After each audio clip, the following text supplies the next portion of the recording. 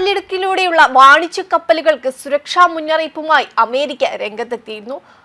രാജ്യാന്തര തലത്തിൽ ഏറ്റവും കൂടുതൽ എണ്ണ വ്യാപാരം നടക്കുന്ന ഇടനാഴിയാണ് ഹോർമൂസ് കടലിടുക്ക്. ഇതുവഴി സഞ്ചരിക്കുന്ന US കപ്പലുകൾ ഇറാൻ തീരം ഒഴിവാക്കണമെന്നായിരുന്നു അമേരിക്കയുടെ മുന്നറിയിപ്പ്. ഇറാൻ US സംഘർഷം അയവില്ലാതെ തുടരുന്ന സാഹചര്യത്തിലാണിത്. ഇറാൻ തീരത്തോട് ചേർന്ന് കപ്പലുകൾ സഞ്ചരിക്കരുത്. ഇറാൻ സൈന്യം കപ്പലുകൾ പിടിച്ചെടുക്കാൻ ശ്രമിച്ചാൽ ബലം പ്രയോഗിച്ച് തടയരുത്. സുരക്ഷയെ കരുതി ഒമാൻ തീരത്തോട് ചേർന്നായിരിക്കണം കപ്പലുകൾ സഞ്ചരിക്കേണ്ടതെന്നും മുന്നറിയിപ്പിൽ പറയുന്നു. നേരത്തെ ഇസ്രയേലുമായി നടന്ന യുദ്ധത്തിനിടെ ഹോർമൂസ് കടലിടുക്ക് അടച്ചിടുമെന്ന് ഇറാൻ ഭീഷണി മുഴക്കിയിരുന്നു.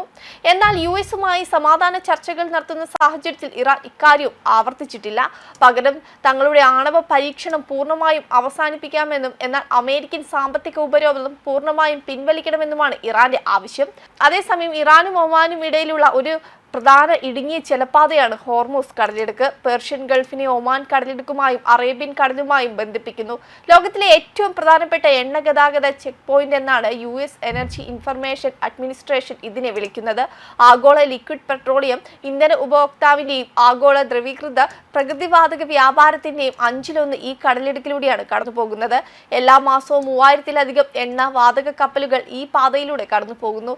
ലോകത്തിലെ മൊത്തം എണ്ണ വിതരണത്തിന്റെ 1/5 ഭാഗം ഈ പാതയിലൂടെയാണ് കടന്നു പോകുന്നത്.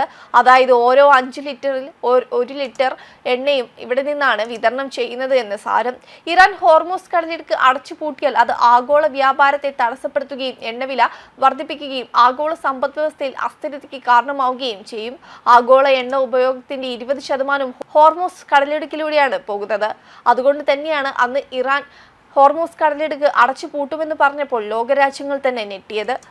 അതേസമയം 2012 2 തവണ ഇറാൻ ഈ മേഖലയിൽ സൈനികാഭ്യാസം നടത്തിയിട്ടുണ്ട്. വിലായത് 91 എന്ന പേരിട്ട അഭ്യാസം 6 ദിവസം നീണ്ടു. ഹോർമൂസ് കടലിടുക്ക്, ഒമാൻ ഗൾഫ്, ഇന്ത്യൻ സമുദ്രത്തിന്റെ വടക്കുഭാഗം എന്നിവിടങ്ങളിലായ 10 ലക്ഷം ചതുരശ്ര കിലോമീറ്റർ വരുന്ന ഭാഗത്താണ് അഭ്യാസം നടത്തിയത്. പശ്ചിമേഷ്യയിൽ നിന്നുള്ള എണ്ണവാതക കയറ്റുമതിയിൽ 40% ഹോർമൂസിലൂടെയാണ്.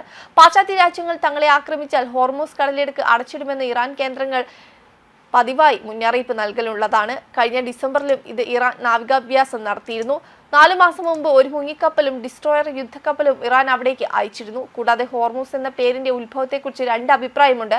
പേർഷ്യൻ ദേവതയായ ഹോർമോസ് എന്ന പേരിൽ നിന്നാണ് ഇത് ഉത്ഭവിച്ചതെന്നാണ് വ്യാപകമായി വിശ്വസിക്കപ്പെടുന്നത്. ചരിത്രകാരന്മാരും പണ്ഡിതന്മാരും ഭാഷാജ്ഞാനികളും അഭിപ്രായപ്പെടുന്നത് ഈന്തപ്പന എന്നർത്ഥം വരുന്ന പ്രാദേശിക പേർഷ്യൻ പദമായ ഹുർമക് എന്നതിൽ നിന്നാണ് ഉത്ഭവിച്ചു എന്നാണ്. ഇപ്പോഴും ഹോർമൂസിലെയും മിനബിലെയും നാടൻ ഭാഷയിൽ നേരത്തെ പറഞ്ഞ അർത്ഥത്തിലുള്ള ഹുർമുക് എന്നാണ്. വെബ് ഡെസ്ക് കർമ്മ ന്യൂസ്.